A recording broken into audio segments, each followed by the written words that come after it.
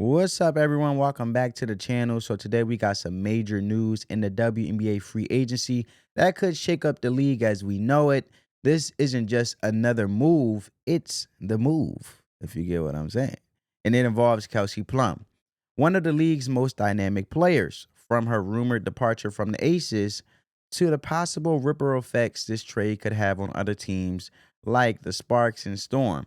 And we're going to break it all down. So, grab a seat because this one is about to get real interesting, baby. So, anyway, let's start with the headline, right? Kelsey Plum is reportedly leaving the Las Vegas Aces.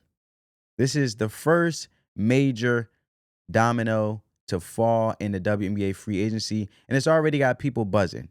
Now, and according to reports, sources like Annie Costable, as you guys see on the screen, it says, according to multiple league sources, a proposed three-team trade that will send Joel Lloyd to the Aces, Kelsey Plum to the Sparks, and assets to the Storm is the first domino that needs to fall in free agency, right? So you guys read it. And Plum is expected to join the Los Angeles Sparks. But the story doesn't end there. This move has triggered a flurry of speculation about what assets are involved and what does this mean for the Aces and how the Sparks are positioning themselves for the future. What makes this move so significant is the potential impact on multiple teams. The Sparks, for example, are reportedly holding on to their number 2 draft pick, which is one of the most valuable assets in this year's draft. And let's be honest, this is a loaded draft class. We're talking about potential generational talents like Paige Buckers, Flauja Johnson, Olivia Miles, and more. Giving up that pick would be a huge gamble for the Sparks, and frankly, it doesn't look like they're willing to take that risk. So, what does this trade look like? Right? Breaking down the trade details. Based on current rumors, it seems like the Sparks might be offering Ray Burrell their 2027 first round pick and possibly other assets to land Plum. For context, Burrell is a versatile wing player, and that 2027 pick could be a big deal as the 2027 draft is projected to be one of the most strongest in WNBA history. But here's the thing, Kelsey Plum is a superstar. But even with her talent, it's hard to imagine the Sparks pardoning with their number 2 pick in this draft. The rookie contracts in the WNBA are incredibly valuable, and these players are coming in on team-friendly deals.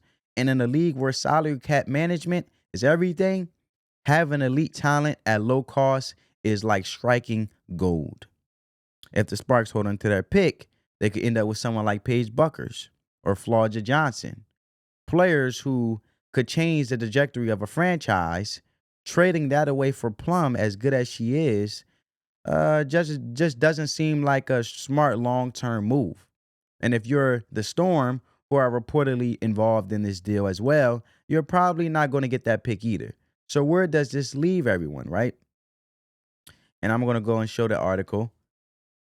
This is the article, right? It says on Chicago Sun-Times, one trade threatens to hold up WNBA free agency. And you guys see Kelsey Plum and Jewel Lloyd, who we're talking about, at the center of this free agency trade, so to say. So let's talk about the Aces for a minute, though, family. Losing Kelsey Plum is a huge blow, no question about it. She's been a cornerstone of their offense and a key part of their championship run. Replacing her with someone like Jewel Lloyd, who's rumored to be involved in this trade, as you guys see in the picture of her in this article, and I'll, scroll up, as you see, isn't, how can I say this, isn't exactly a one-to-one swap. Here's why. Jewel Lloyd is a fantastic player, but as territory option, as a territory option on a team like the Aces, she might not bring the same dynamic impact that Plum does. Plus, if the Aces doesn't address their issues at the center position, seriously, like why are we still starting Kia Stokes? They're going to struggle to compete at the same level next season. Right now, this trade doesn't look like it moves the needle for the Aces in a positive direction, if you want to ask me, in my humble opinion.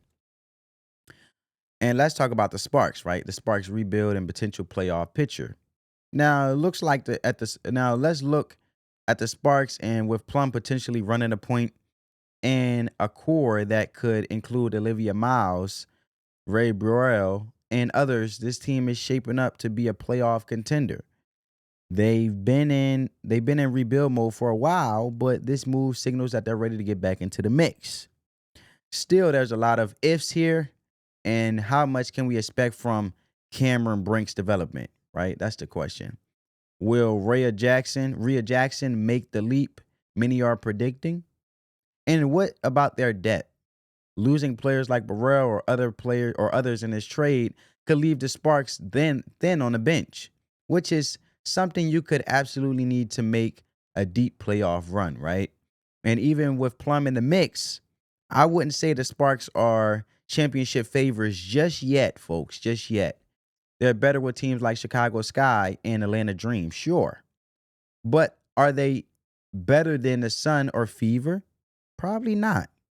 And let's not even talk about trying to take down the Liberty or the Mystics. So, what this means for the league is a question you guys may ask, that I ask. At the league level, this trade and the moves that might follow highlight just how competitive the WNBA is becoming, with salary caps, rookie scale contracts, and draft picks playing such a huge role, and every decision feels monumental. Teams can't even afford to miss in the draft or overpay for players, which is why moves like these or moves like this are under so much scrutiny. If the Sparks manage to pull this off without giving up their number 2 draft pick, they're in a great spot to build for the future while competing now. On the flip side, the Aces could find themselves slipping down the struggling, or I should say, slipping down the standings if they don't address their roster needs effectively. And as for the Storm, well, they seem to be in asset collection mode, which makes sense for a team looking to rebuild. So I just want to close saying this. So what's the verdict, right?